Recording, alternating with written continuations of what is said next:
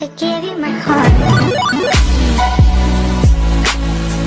प्रिय मित्रों नमस्कार, मैं शमशेर सिंह आपका हिंदी मेरी शान चैनल पर स्वागत करता हूं।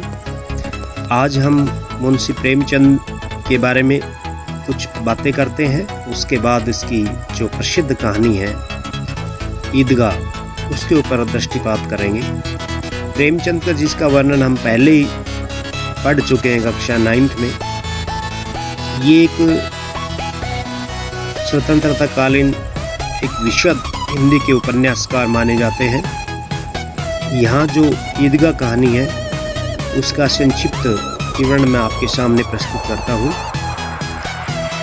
देखिए, यहाँ एक ऐसा उपेक्षित युवक के बारे में वर्णन किया गया है जो मुस्लिम परिवार से है, जिनके माता पिता उनके बचपन में मर जाते हैं।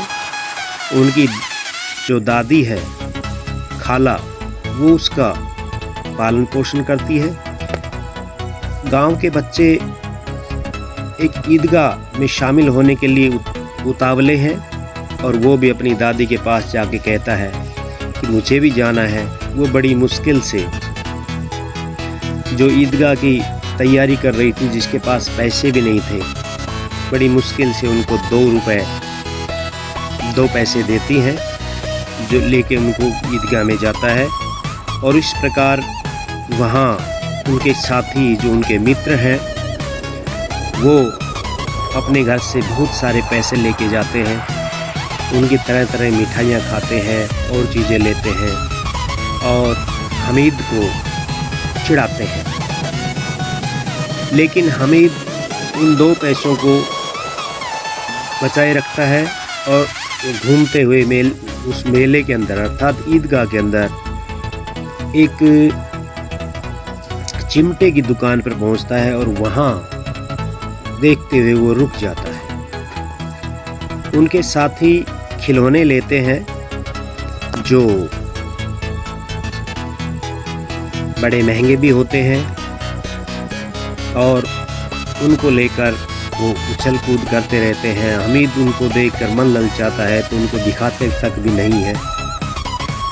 इधर जब वो चिमटा खरीदता है तो उसके ऊपर फब्तियाँ कसते हैं, कहते हैं इससे क्या करेगा। तो वो जब खरीदता है तो उसको दृष्टि उसकी माँ के खाना बनाते हुए हाथों पर जाती है, जो अक्सर जल जाया करते हैं। तो उन चीज़ों को नज़र में रखते हुए वो चिमटा खरीदता है। तरह तरह के तर्क वितर्क होते हैं और अंततः वो एक सिद्ध, एक समझदार की तरह विजयी रहता है।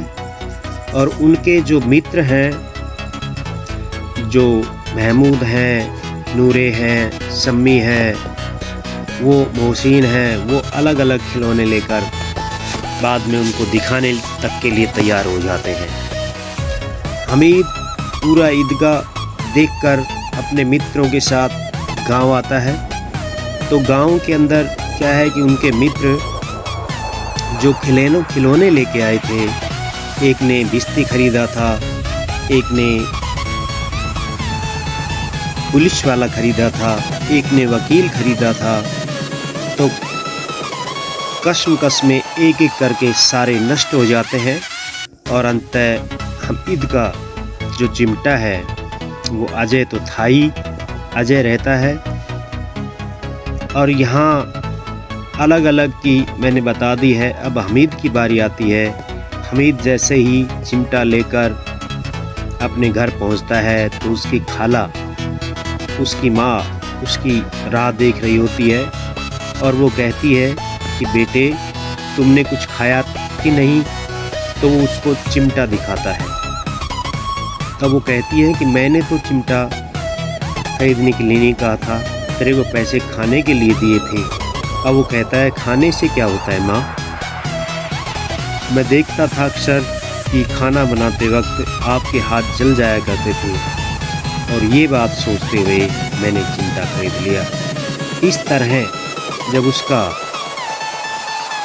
जब चिमटे की बात उसकी माँ तो हृदय को छू जाती है, तो उसे हृदय से लगा लेती हैं और गदगद हो जाती हैं। मोहसिन को भिश्ती पसंद जो आया था, उसके ऊपर मस्क रखे हुए मशक का मुंह एक हाथ में पकड़े हुए रहता है जो टूट जाता है। दूसरी तरफ